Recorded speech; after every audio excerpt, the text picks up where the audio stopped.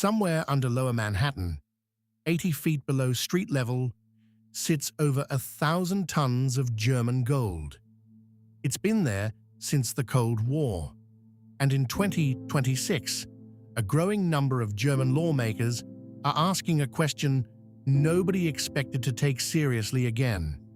Is it time to bring it home? Germany holds more gold than almost any country on Earth, 3,350 tons of it, second only to the United States. For decades, a huge share of that reserve has sat quietly inside the Federal Reserve's vault in New York. It was never really a secret.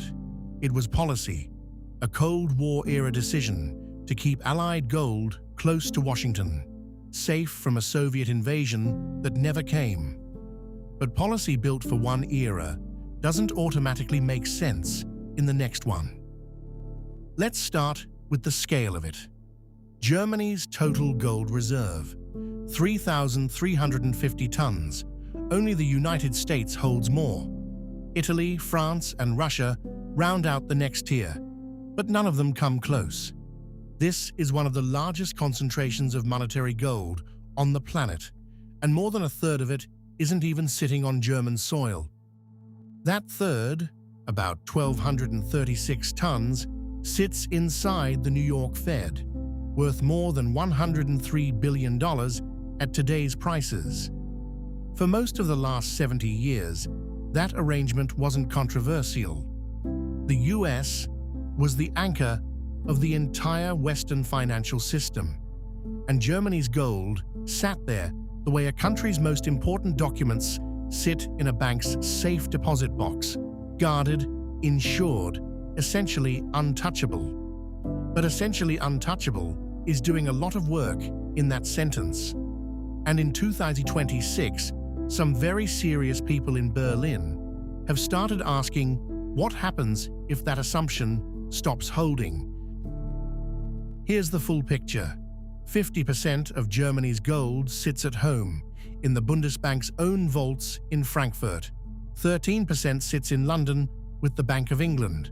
37%, the New York share, sits in Manhattan. And Paris? 0.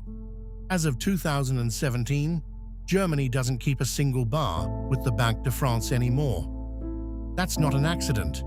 It's the result of a plan that already played out once before. Back in 2013, the Bundesbank announced something unusual for a central bank. It was bringing gold home. The plan was to move 674 tons back to Frankfurt, 300 tons from New York, 374 tons from Paris, with a target of holding half of all German gold domestically by 2020. Skeptics doubted it could be done quietly or done at all. Instead, the Bundesbank finished the entire operation 3 years early, wrapping up in 2017. Armored transport, chartered flights, and total silence about the exact routes, for obvious reasons. It was, by central banking standards, a remarkably fast and clean operation. And it proved something important. Germany could move its own gold whenever it decided to. The only real question left was New York. 2013, the announcement. 2016, New York's 300 tons, home. 2017, Paris empties out completely, 3 years ahead of schedule. It's one of the only times in modern history a G7 economy has physically repatriated this much monetary gold, and it happened almost entirely out of public view. Which brings us to now. In January 2026, Emanuel Munch, who used to run research at the Bundesbank, said the quiet part out loud. Given the current geopolitical situation, it seems risky to store so much gold in the US. The European Taxpayers Association went further, its spokesperson putting it bluntly, "Our gold is no longer safe in the Fed's vaults." In the European Parliament, Defense Committee Chair Marie-Agnes Strack-Zimmermann has called repatriation worth its weight in gold, pointing at the Trump administration's tariff threats and its rhetoric about Greenland as reasons Europe can't assume Washington plays by the old rules anymore. The Bundesbank's own president, Joachim Nagel, isn't having it. Asked if any of this worries him, he said flatly, "It does not keep me awake at night." And there's a real complication economists keep raising. Moving 1,200 tons of gold isn't a bank transfer. It means armored convoys, a guarded ship, weeks of exposure to exactly the risk everyone's trying to avoid. Legally, the Fed can't seize or freeze it either, not without Washington rewriting the rules it plays by.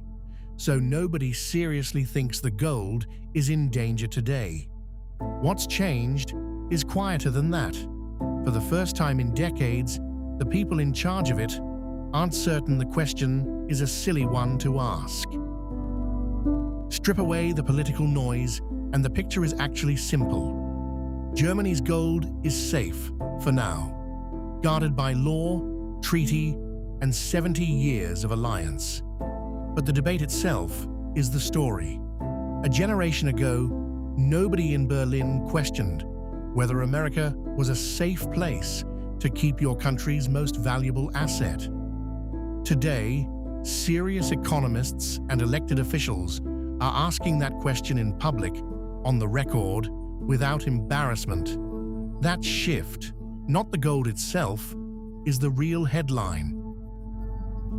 So, should Germany bring the rest of its gold home, or is New York still the safest vault on Earth?